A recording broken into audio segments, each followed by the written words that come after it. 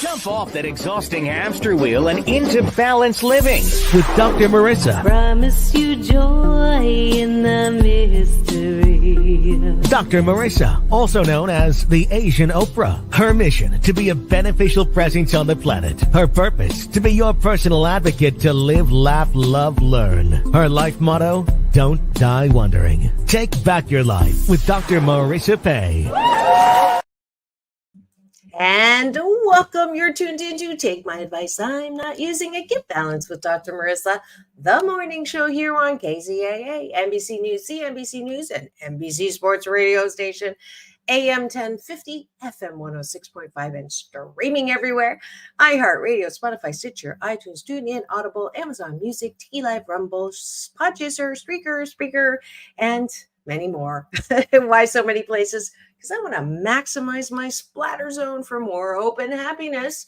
So there's no gossip on this show, no scandal, no K-words, no Kanye, formerly known as or now talk, because I want you to focus on your own reality show and how you can be happy 88% of the time. So I have topics and guests and series and more. 596 consecutive weeks now I've been on the air, over 11 and a half years.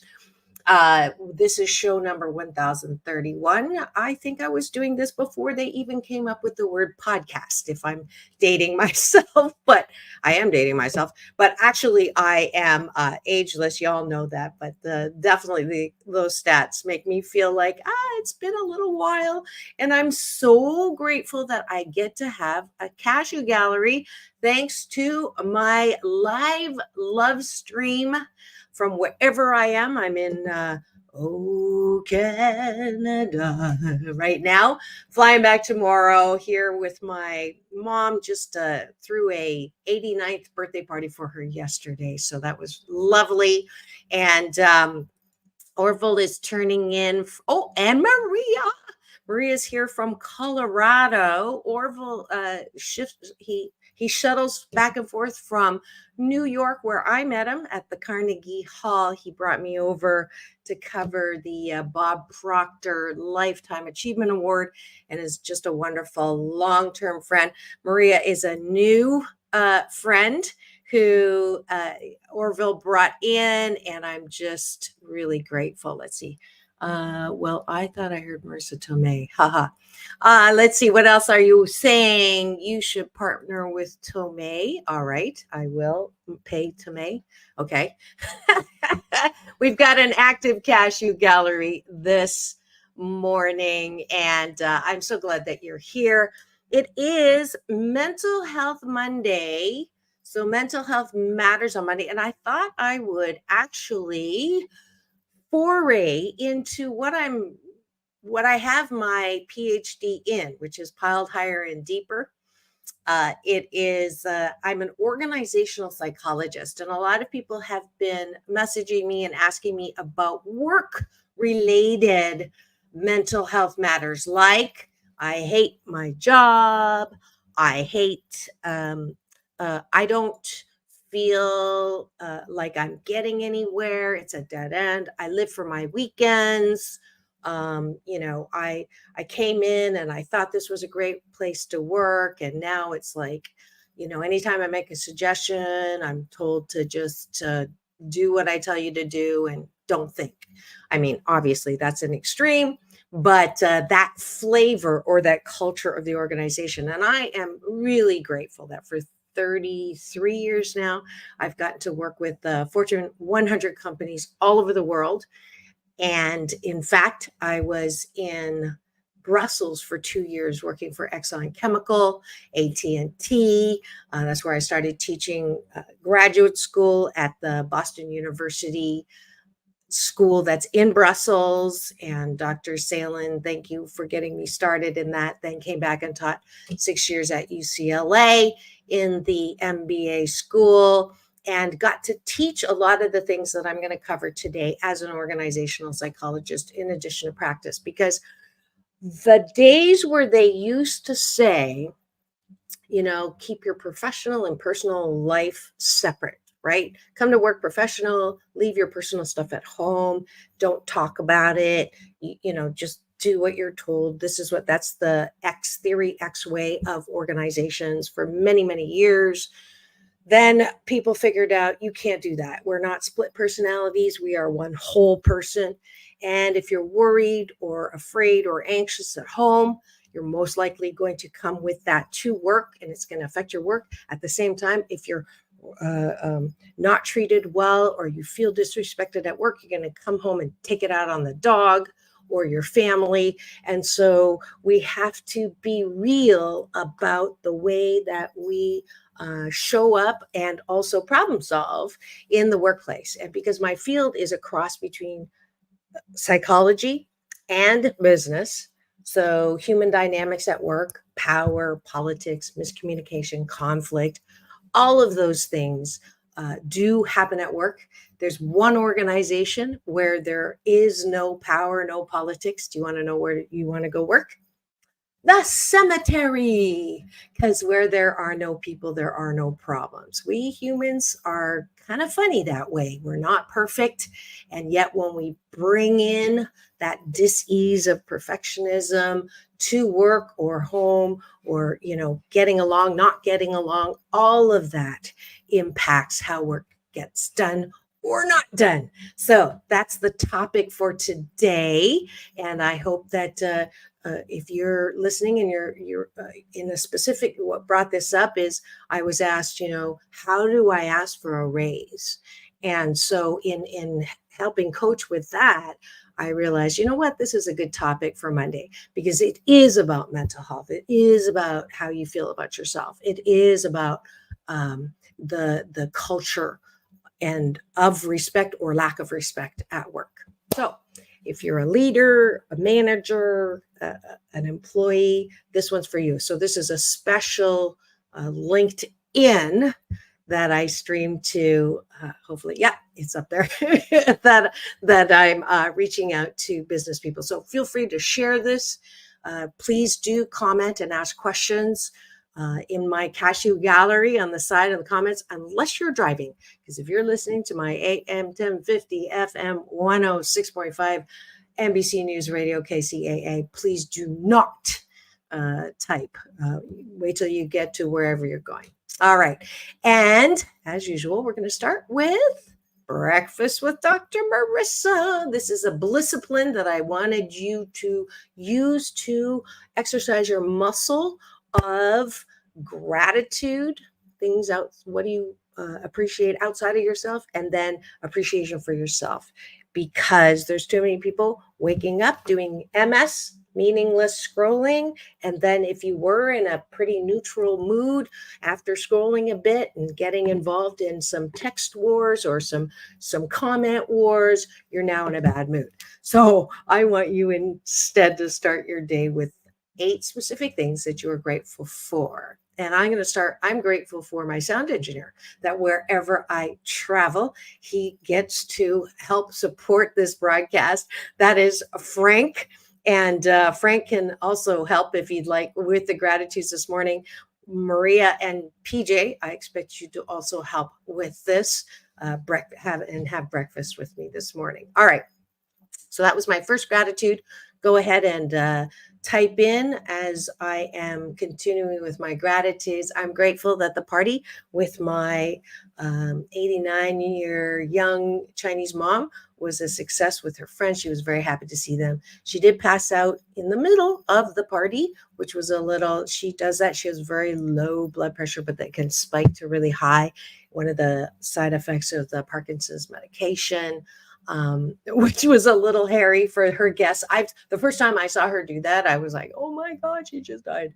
But the nurses are now know that she doesn't need to get sent to the hospital, that she will revive in a couple of minutes. So I'm grateful that the party went well. Let's see. Oh, good. We have a gratitude here from Frank. If I can get my great niece's mouse to work, because I don't usually use mice. Here we go. Let's see. You are grateful for your mom. Oh, that's so sweet. And I am grateful for my great niece. Ashley and my great nephew David, who I get to stay in their extra room out here in Ontario, Canada, and their cat Pico. And I'm allergic to cats. You all know that. So I've been taking some I'm grateful for allergy medication because Pico is just adorable. He jumped through my arms this morning. He's a cat that does tricks like a dog, but I'm grateful for all of them. And that is all the gratitudes I have. I say 8 because 8's a lucky number in Chinese. It's a homophone for good fortune, even though Dr. Wayne Dyer, beloved teacher who's on the other side now, he would say, start with 5 gratitudes every morning. I say 8, recovering overachiever. So I want you to do that too. Now we go to the bottom of the button and we're going to model for you what I'd like you to do before you go to bed. Because a lot of us, again, are doing MS, meaningless scrolling before bed and getting all activated or your panties all tied up in a wad because of something that is shown that makes you just go, oh, what is wrong with people? Or getting involved in some kind of political, angry fight over something. And instead, I want you to rest knowing what do you like about yourself? What is good about you?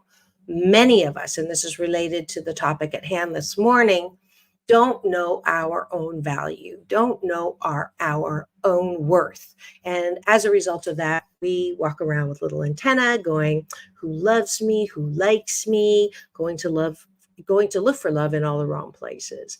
So instead of that, the alternative is to develop a strong muscle of knowing who you are and what you're great at and the things that you're not so great at or things that you're not proud of. But that way you are very cognizant that you're 88% fabulous. That's my belief system, that we are all really pretty fabulous. 12% of the time we'll step in it, but 88% of the time we really are great. And to know that is the fundamental hallmark, the fundamental foundation to good mental health. And that's why I asked you to do this. All right. Cashew Gallery came in. What are they saying? Orville Nation from New York and Spain. I'm grateful to be able to listen to Dr. Marissa. Oh, thank you, PJ. That was a sweet compliment. All right. I appreciate that I can receive compliments now. That wasn't always true. So that's my appreciation. What do you like about yourself? PJ, Orville Nation, I appreciate that you are very supportive. I mean, and I think I feel special because I know he supports me, but I would say Maria knows this. I would say pretty much everybody whose life he touches feels supported. So that's my compliment back at you. I appreciate that I love to teach. I appreciate that I'm also imperfect. Take my advice. I'm not using it is the name of the show. So I don't always, and I can't stand it when people, if I do complain about something, they'll look at me like, don't you teach people to blah, blah, blah. And that's one of my favorite things, is to have my own shiitake thrown back at me. Sarcasm is another service I offer, but I'm super, super appreciative that I do have that in my noggin, even if I don't always use it. Maria, let's see. Maria says, I am grateful for people that find happiness in little things. Beautiful. So you appreciate yourself, because I know that you do find happiness in little things. And Maria, I'm hoping that Pico, my great nephew, he's a orange marmalade-ish cat, is going to come in here while I'm on, because I know you have cats and you love them. All right. Orville took the compliment. He's also giving another compliment that I have wise words. And Orville Nation, I'm grateful for my co-host, Maria. Ah, you're grateful for Maria. Beautiful. All right. Let's see. Does any more appreciations from Frank? Nope, I don't see that there. I will wrap it up. I appreciate that. I love trying new things. It's like that first time, like that virgin, attempt at anything is so satisfying. I know it's only Monday. I've already started with the double entendre, but hey, I love my life. I love my life. All right. I am ready now. Let's see. Oh, Frank, you got another one. So you are greatly appreciated, Frank. I hope you feel the love. So let's go to the topic at hand, which is, let's see, what did I write down? It's always, I have photographic memory. I'm just out of disk space, and I haven't had time to go and buy an external memory device. One of the old adages at work used to be keep your business and personal life separate. As a professional, don't let emotions get in the way. What I've learned as an organizational psychologist is that that is an impossible scenario because people are people and they all bring themselves to work, body, mind, and spirit, soul. If they are worried or afraid, insecure, or living a battered state of mind, that will reflect in how they perform, produce, and relate at work. When I do strategic planning and change management work in my Fortune 500 companies, Siri does not do my punctuation very well. One common theme that always comes up is the lack of appreciation that management has for their human resources. So I am today's 88% perfect. So fixing this. So if you're on LinkedIn, don't judge. Today's Mental Health Matter Mondays, I'll be coaching on how to ask for a raise based on an individual interpersonal work that needs to get done beforehand based on the individual. Yeah. The bottom line question is, do you know your value of what you bring to your job? All right. So that is the topic at hand. If you have any comments or questions on that, please do put them in the chat, and time permitting, I will get to them. But I will just start off, how I like to qualify at the beginning of the show on the realness of whatever I'm talking about. And as an organizational psychologist, I can tell you that this is one of the biggest opportunities that companies have in their work to motivate people to really become a state-of-the-art agency or company in whatever they're doing. Is technology is fantastic. And I know there's this big debate now about artificial intelligence and its place in work and how it's taking over people's jobs. The reality is human resources are your greatest resource. We are, absolutely fabulous problem solvers and thinkers, and we're innovators, and, AI needs someone to program them. Otherwise, it's, not going to get done. But we as human beings are just deliciously brilliant. And if we can create an organization, if you want to have a company filled with people who are operating in that zone most of the time, that I think is the ticket to having a company that people actually enjoy being in. They want to come to work. They know how they are.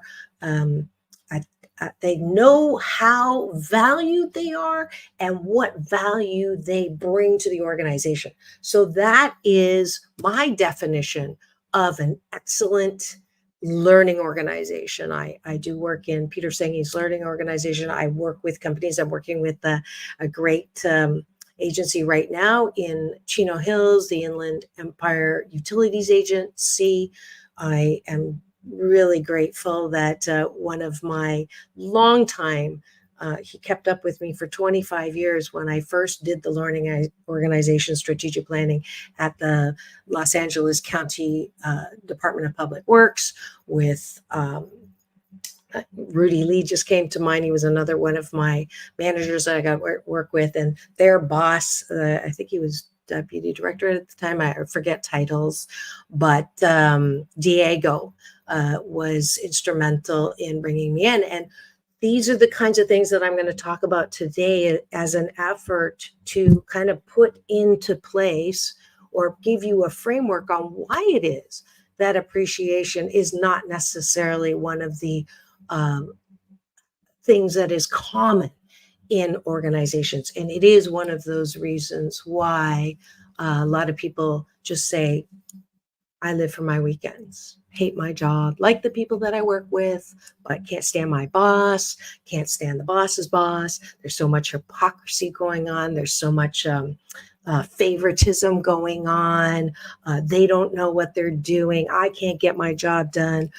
You asked for me to give you, good ideas, and now you just tell me to shut up and do my job. So that's what I usually get brought in to work with. Not at IEUA. Jerry, I love going into organizations where there's nothing wrong and they just want to improve, because then I know that they recognize the value in having an outsider come in and give them an objective, as objective as possible. There's not ever such a thing as an objective evaluation, because whoever's doing the analyzing has an opinion. So if anybody says they're being objective, that's bullshit hockey. They're being as objective as they can, because whatever eyes they're looking in through is basically the frame through which they're seeing. But I digress. So I love getting brought in and told, we're doing good, our numbers are good, but I want to make sure that this is an environment where my cultural values of respect, of efficiency are, there. Less stress, more joy, more efficient is my tagline for a learning organization. So that's, where I'm getting current data, but I've been doing this for 32 years. So hopefully you'll hear what I'm saying. And if you are a leader, you'd like to have a chat with me, drmarissa.life, happy to schedule you in and see what I can do to help y'all. Because a lot of business owners, they read a lot of books or they go maybe to some conferences, but the whole activity of getting to know, what it is that makes people tick in your organization is such a valuable, wonderful learning activity. So that's what we're doing now. And I know we've had some comments, so let me go down. All right. Let's see. Okay, I can vouch for that Dr. Marissa's pretty organized in her life. Okay, that's right. Organizational psychologist being. All right. So how do you ask for a raise? So the first thing that you do is you write down, you look at your resume. Okay, so if you haven't updated your resume, I actually recommend updating your resume once a month. And the reason why I do that is not because you're going to try to get another job, is your resume is basically a written version of your value. So what is your value? Certainly the hard stuff is, programs that you've gotten good at, or, certificates that you have that apply to whatever field you're in, both hard and soft skills, because what organizations are beginning to understand is this chart that I use, a very simple circle, and I'll have leaders come to me and say, why is it so difficult? It's not rocket science. Why is it so difficult for people just to do the job? It's pretty clear, just do your job. And I hear that even more now, because the new generation apparently has other ideas about what their job is. Not all of them, but I hear this constantly. They just don't see respect. They demand respect. They say, I have to earn the respect. I can't believe that they're so entitled and demanding. And I hear that a lot. So I want to hit it to make sure I cover the topic that I offered, which how do you figure out what your value is? So knowing what you're good at is so important. And knowing what you're not good at is important. But very few people will sit down and actually look in the course of their career. What is it that they've actually learned? And I would say 98% of the people that don't have an up-to-date resume are perfectionists, because instead of focusing on what they do know, they're looking at what they still want to learn, need to learn, have to have.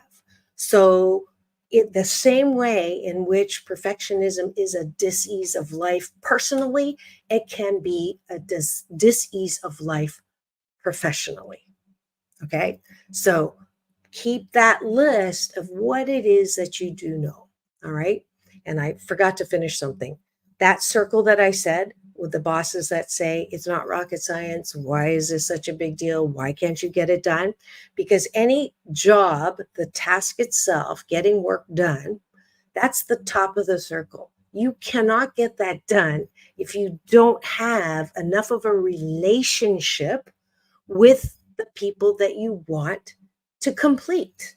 And this, as stupid and as common sense as that sounds, common sense is not uncommon, is not common, and logical thought is very illogical.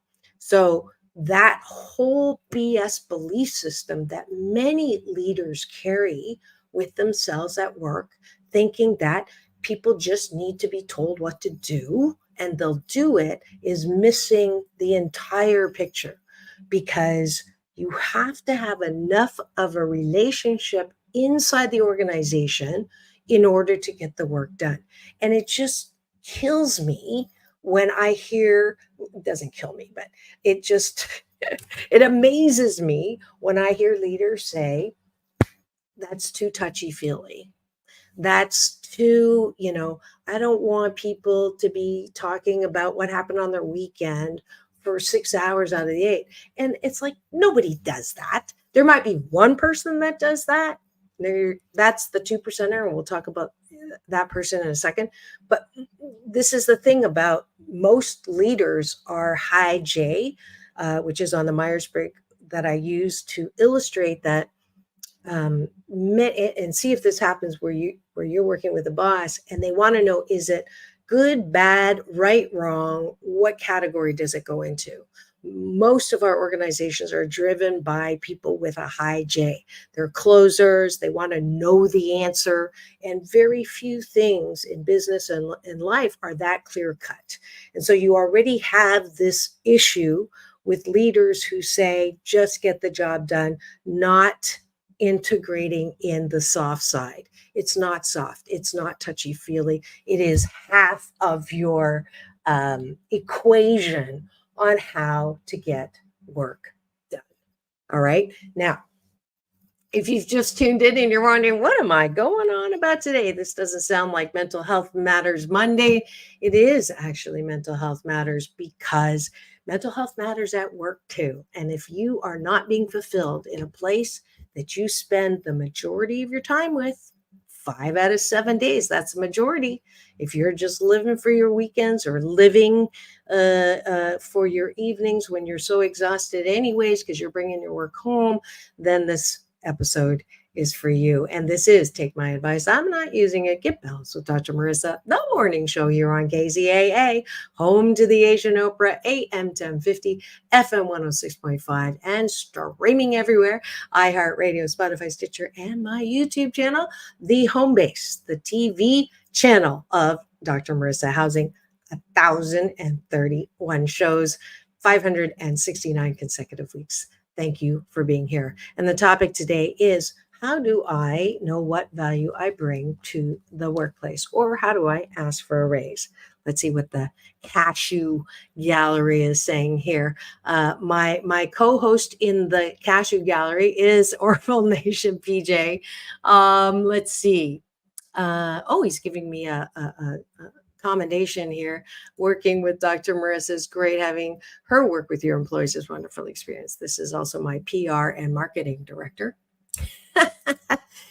Here's a question. Some employees are wary about hiring trainers like you and I, Marissa, because they think we make employees unsatisfied with their position or jobs. You want to speak to that? Absolutely.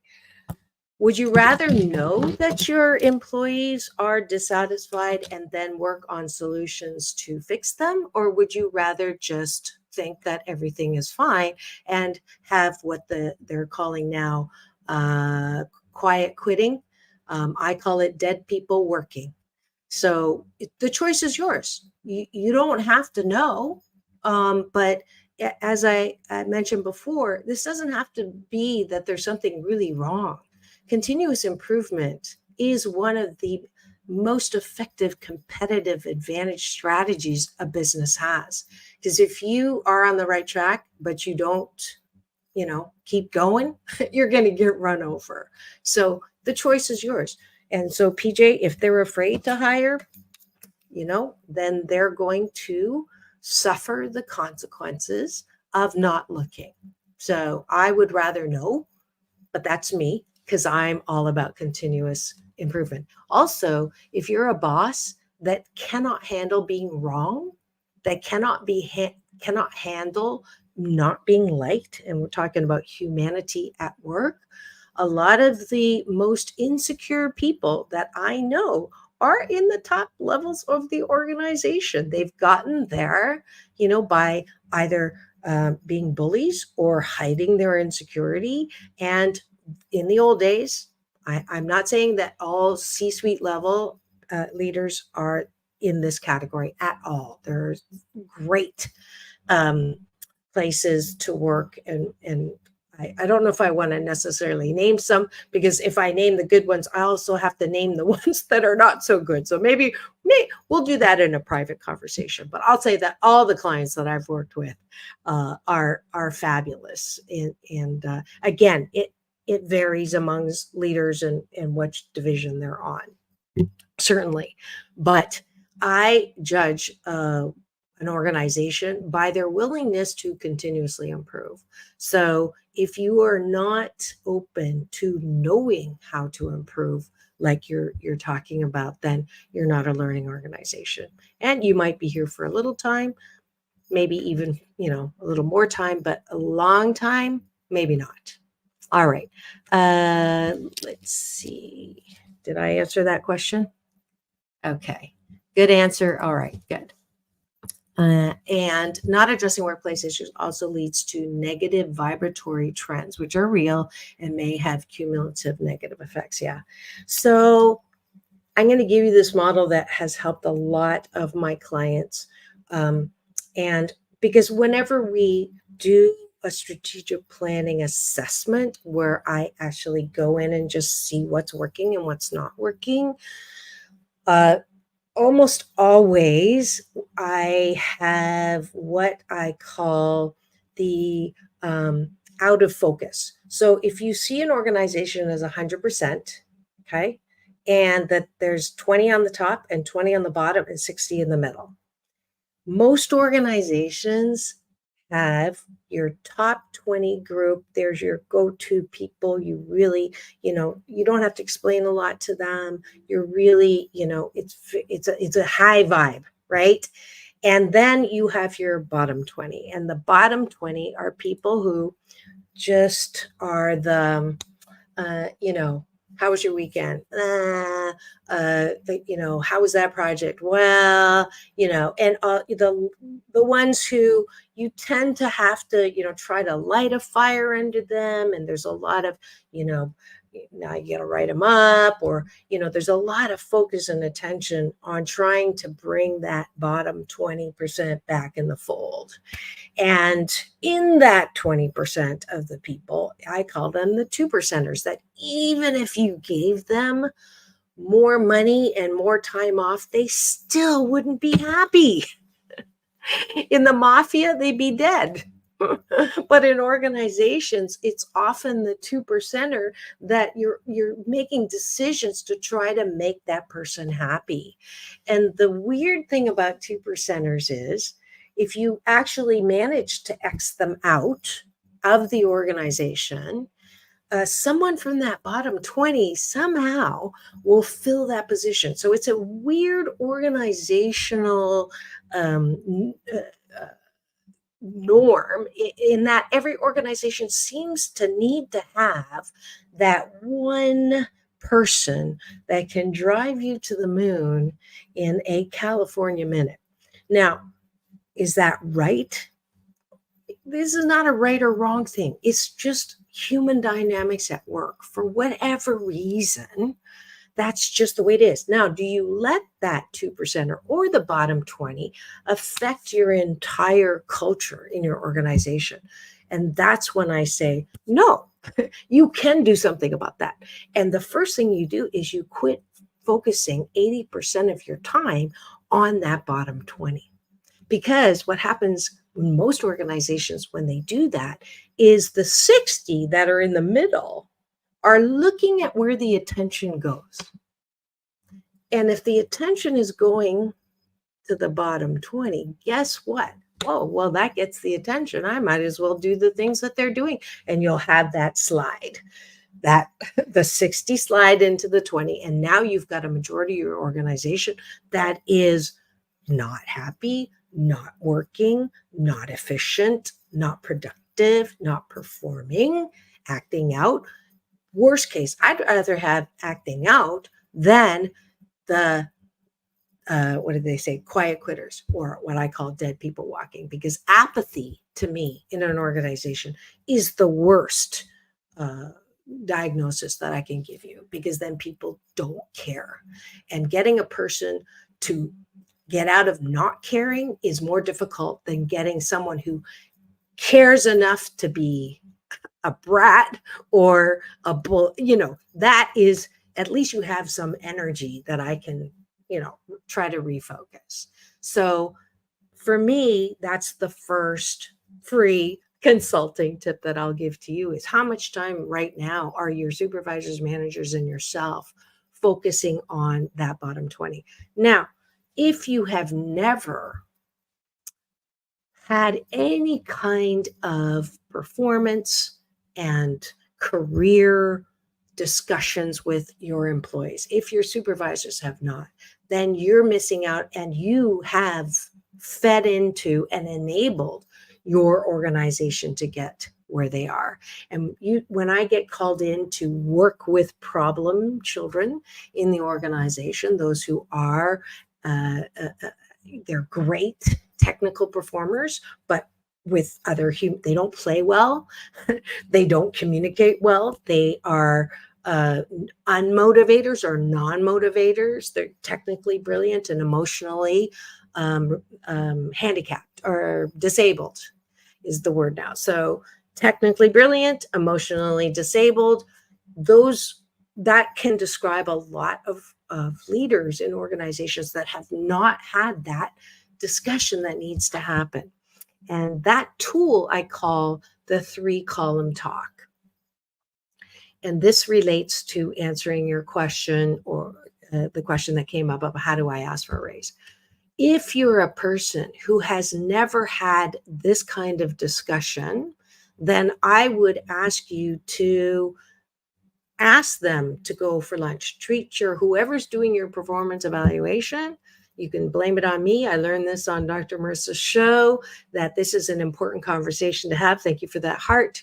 To have with you, who does fill out my performance evaluation, which does affect, how much money or any promotion or anything like that. I really want to know what I'm doing that you approve of, and what can I do to not have you roll your eyeballs behind my back, because I have no clue that that's something that you value. So the 3-column talk is, middle column is, what are your natural roles and responsibilities? This is what is posted on Monster or .com or all of the job sites. This is what it is that you are capable of doing at baseline. And then the left-hand side is the unhappy face, which is, what do I do or not do to get myself fired or set aside in a place that if you're in an organization that doesn't have the guts to tell you the truth, they usually move you into an area where you can do less harm. Not the greatest strategy, but a lot of companies do it. So, what am I doing that is not acceptable, that you're either telling me or not telling me?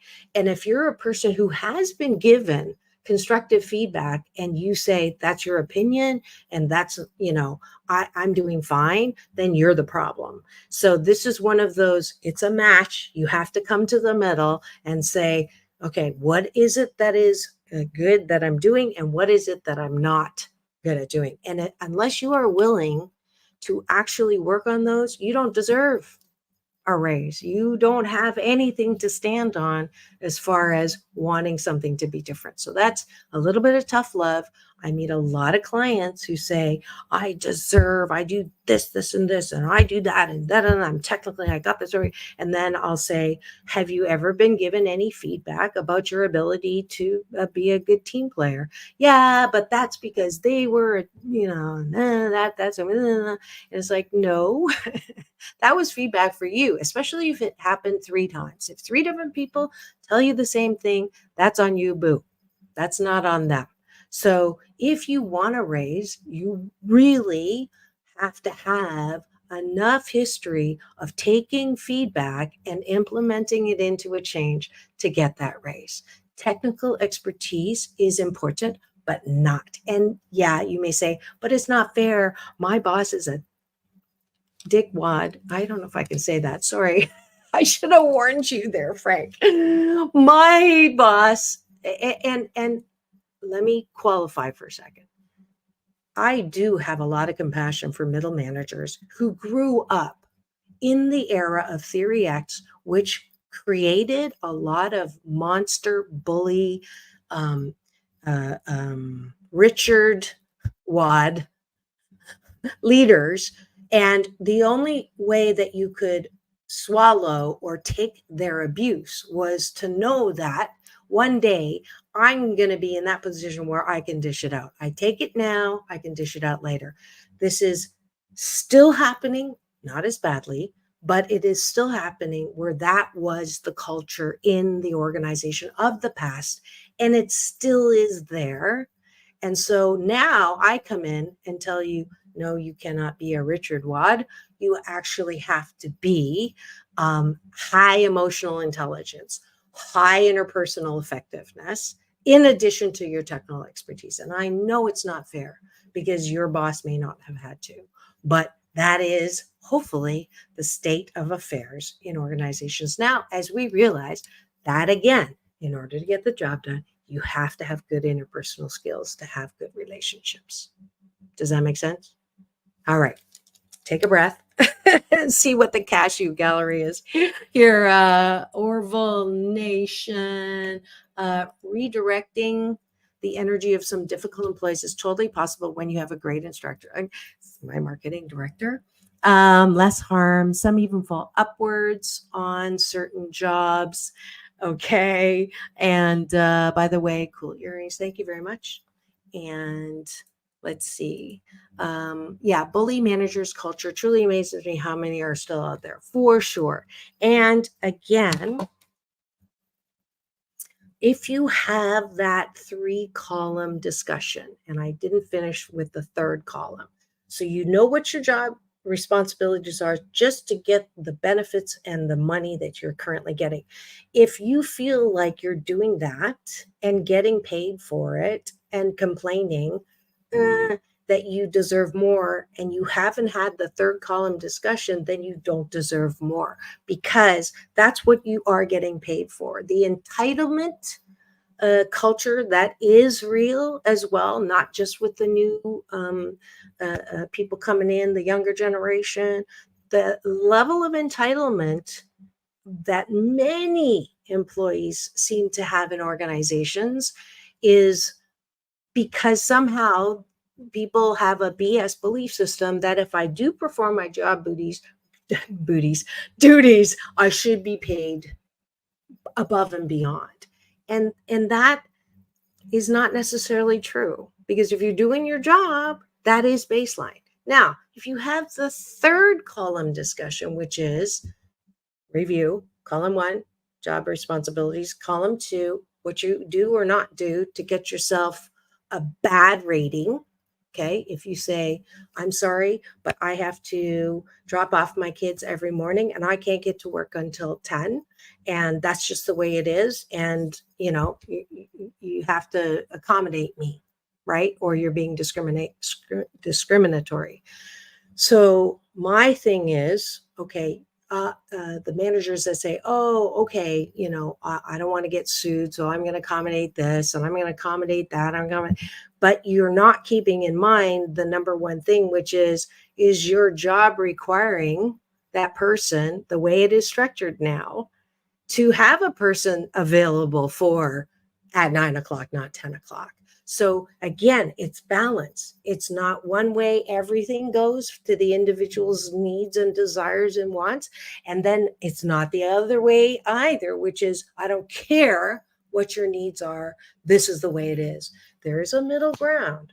Is it possible to have a job restructure? Is it possible that that person is, that there's a new job spec that is not just for one person, but for more than one person to be able to value their contribution as well as meet customer service, what you're being evaluated on. Okay, so that's a whole nother discussion. But drmarissa.life, if you want more of this stuff, we can certainly talk offline. Now, the third column, which is the most important column, because if you want someone to really be fulfilled at work and be efficient and offer the best that they have in their innovative mind as an excellent human resource, you got to know what your employees' desires are. And I am not saying that every single employee wants to get your job. A well-balanced organization is finding individuals who really don't want to make their career, their life work, and are happy doing what they're doing, becoming really good at what they're doing, right? Don't want to supervise people because they don't have that kind of personality, that it's natural and it's too much work for them. Finding where a person really wants to be and not making a judgment about that is the key in having those third column discussions. So that's one.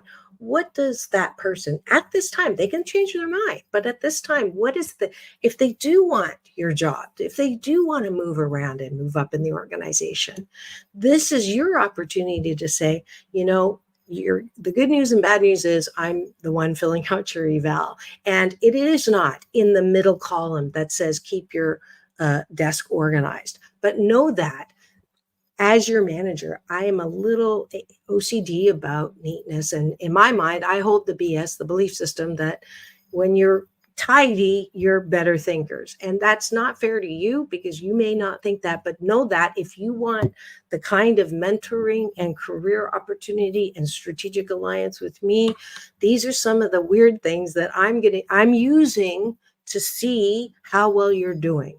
And that way the person says, okay, I know it. It's not my belief, but I get to work under you for good, bad, and beautiful, right? So knowing how you're being evaluated is more important than knowing what it is that you're being evaluated for is more important than if it is right or wrong or fair or not. You can take it up if it's really unfair, like if they're expecting you to wear pink every day, come on. I'm trying to talk balance here. But if there are things that you are being evaluated on, don't you want to know? So instead of coming into a meeting and saying, I do this, and this, and that's why I need a raise. I've been doing this for 10 years. I need a raise.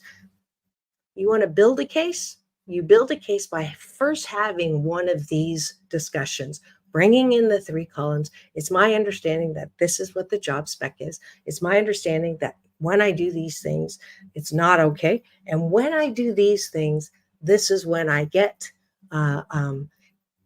onto the honey track, onto the honey trail of then I have your support if I want to move to this next position. That is how you get a raise. You don't get it. You also get it by doing the homework. The homework is you go out and look for what the benchmark salary and benefits are. You're so lucky, y'all, now you got the internet. I'm ageless, but back in the day, we had encyclopedias. We don't have the level of data that we do now. You can look for a range, you can see what's happening. And instead of staying at a place where you're so unhappy and always asking for something that you're not getting, there's so much opportunity out there. Maybe it's time to look for something new. Maybe it's time to look for employers of choice who do spend time creating an environment where you do feel respected. No one's perfect 88% of the time. Just saying. If you've just tuned in, you are listening to KCAA, NBC News Radio, AM 1050, FM 106.5, streaming everywhere, iHeartRadio, Spotify, Stitcher, and my YouTube TV channel, where you free subscribe. You'll get an alert every morning for Take My Advice. I'm not using it. Get balanced with Dr. Marissa, the morning show on KCAA, the station that leaves no listener behind. I think this is my 5-minute warning. That was probably 3 minutes ago. Yes, 4-minute warning. Let me go back to my cashew gallery. And let's see.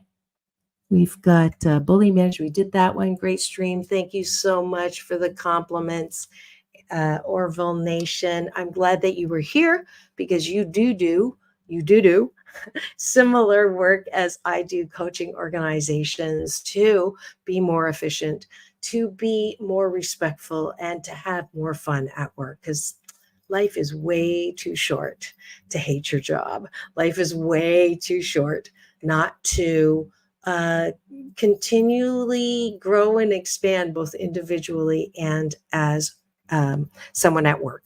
All right. Okay. Asian Oprah giveaway. I'm going to give I'm going to first warn you that I'll be giving 2 tickets away. And this is such a phenomenal event. I am one of the sponsors now for, I think, my 7th year of the Newport Beach Film Festival. Greg Schwenk, the executive director and CEO, does an amazing job. This film festival not only has great films, it celebrates diversity. So there's Irish spotlight.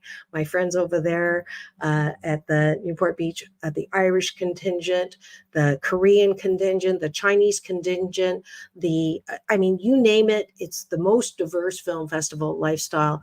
And I'm giving away 2 passes to the Pacific Showcase that always has lion dancers and great food. They have free alcohol, even though I'm naturally high, not drinking. But those 2 tickets are hundreds of dollars. I'm going to be giving them away. I think I'll give them away on Friday on a launch show this time. So make sure you tune in on Friday for Tempting Conversations with Dr. Marissa and the daughter of the founder of the Temptations, Alon Carter. And 2 minutes. The Saban Theater. 1 more pair of tickets I'm going to give to the 98 Degree Show, which is on Friday when I get back from Canada. It's at 8 p.m., I believe. I hope I don't have time to bring up Saban, where music meets the soul. Dana's been wonderful in being a supporter, and I get to give away a pair of tickets there. So go to drmarissa.life.